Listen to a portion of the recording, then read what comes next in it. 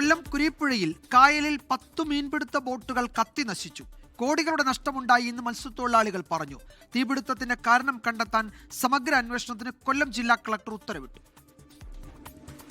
പുലർച്ചെ 2 മണിയോടെയാണ് മീൻപിടുത്ത ബോട്ടിന് തീപിടിക്കുന്നതായി സമീപവാസിയായ വീട്ടമ്മയുടെ ശ്രദ്ധയിൽപ്പെട്ടത്. 2 മണിയായപ്പോഴും ഗ്യാസ് പൊട്ടിത്തെറിച്ച സൗണ്ട് കേട്ടോണ്ട് ഓടി ഇറങ്ങി വന്നപ്പോഴത്തേക്ക് ഒരു ബോട്ടിൽ തീ പടർന്നു പിടിച്ച് ഫയർഫോഴ്സ് ഫസ്റ്റ് വിളിച്ച്. എന്നാലും അവർ 10-15-20 മിനിറ്റുള്ളിൽ അവരിവിടെ എത്തി. പക്ഷെ അപ്പോഴത്തെ അവർക്ക് അവരുടേതായ പരിമിതികളുണ്ടല്ലോ. ഗ്യാസ് പൊട്ടി തെറിച്ചുകൊണ്ടിരിക്കുക. അപ്പൊ ആർക്ക് തീ കാരണം അങ്ങോട്ട് അടുക്കാൻ ഒക്കുന്നില്ല. പോലീസ് സംഘവും എത്തിയെങ്കിലും ബോട്ടിനടുത്തേക്ക് എത്താൻ കഴിഞ്ഞില്ല. ഇതിനിടയിൽ ബോട്ടിനുള്ളിലുണ്ടായിരുന്ന ഗ്യാസ് സിലിണ്ടറുകൾ പൊട്ടിത്തെറിച്ചു. സമീപത്തെ ബോട്ടിലേക്കും തീ പടർന്നു. വിവിധ സ്ഥലങ്ങളിൽ നിന്ന് കൂടുതൽ ഫയർഫോഴ്സ് യൂണിറ്റുകൾ എത്തി തീ നിയന്ത്രണ വിധേയമാക്കിയെങ്കിലും 9 ബോട്ടുകൾ പൂർണ്ണമായും, ഒരു ബോട്ട് ഭാഗികമായും കത്തിനശിച്ചു. 2 മണിക്ക് വരുമ്പോൾ 2 ബോട്ടാണ് കത്തിക്കൊണ്ടിരിക്കുന്നത്.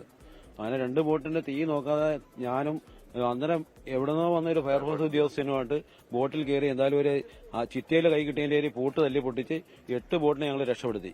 ഇപ്പൊ നിലവിലിപ്പം 10 ബോട്ട് ഒരു ഫയറുള്ളതാണ് കത്തിയെന്ന് പറയുന്നത്. അതിൽ 2 ബോട്ട് ഇവിടെ തന്നെ 1.5 കിലോമീറ്റർ ദൂരം വരെ ഒഴുകി പോയിട്ടുണ്ട്.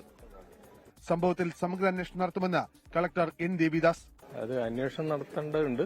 നമുക്ക് അതിന്റെ കാരണങ്ങൾ കണ്ടെത്തണം. അപ്പം കുറച്ചുകൂടി ഡെപ്തിലുള്ള കുറച്ച് നല്ല രീതിയിൽ ഒരു അന്വേഷണം പോലീസിന്റെ ഭാഗത്തുനിന്ന് ചെയ്യേണ്ടി വരും. പോലീസിന്റെ അന്വേഷണം പാരലലിൽ നടക്കും. തീപിടുത്തം സംബന്ധിച്ച കേസന്വേഷണം കൊല്ലം സിറ്റി അസിസ്റ്റന്റ് കമ്മീഷണർ എസ് ഷെരീഫിനെ കൈമാറി സിറ്റി പോലീസ് കമ്മീഷണർ ഉത്തരവിറക്കി. അവധി ദിനമായതിനാൽ മത്സ്യത്തൊഴിലാളികൾ ബോട്ടുകളിൽ ഉണ്ടായിരുന്നില്ല. 24 കൊല്ലം. ലോകത്തെവിടെയായാലും ഏത് സമയത്തും 24 വാർത്തകളും ഓഗ്മെന്റഡ് റിയാലിറ്റി പാക്കേജുകളും എക്സ്പ്ലെയിനറുകളും വിശദമായി കാണാൻ ഞങ്ങളുടെ യൂട്യൂബ് ചാനൽ നിങ്ങൾക്ക് സബ്സ്ക്രൈബ് ചെയ്യാം.